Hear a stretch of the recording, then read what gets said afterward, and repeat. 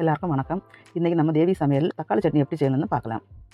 தக்காளி சட்னிக்கு தேவையான பொருட்கள்: 4 வெங்காயம் எடுத்துருக்கு, 2 தக்காளி எடுத்துருக்கு, 6 காஞ்ச மிளகா, 4 பல்லு பூண்டு எடுத்துருக்கு. வெங்காயம் மீடியம் சைஸ் கட் பண்ணி வச்சுக்கோங்க. தக்காளி மீடியம் சைஸ் கட் பண்ணி வச்சுக்கோங்க.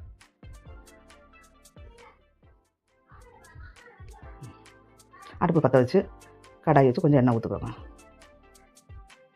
பூண்டு 4 பல்லு பூண்டு அதில் போட்டு கொஞ்சம் கலர் விடுங்க. அந்த பச்சை ஸ்மெல்லி போனாலும் கொஞ்சம் கலருங்க.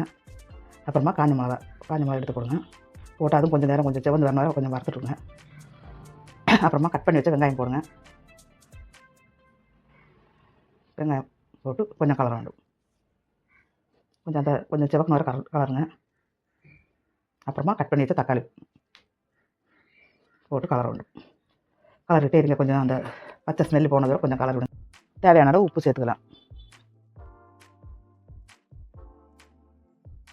சூடு பற விஷம் மிக்ஸி ஜாரில் போட்டு அரைக்கலாம். தக்காளி வெங்காயம் இப்போ நல்லா அரைஞ்சிச்சு. நமக்கு ஒரு கிண்ணத்தில் மாற்றலாம். கொஞ்சம் தாளித்து ஊற்றலாம்.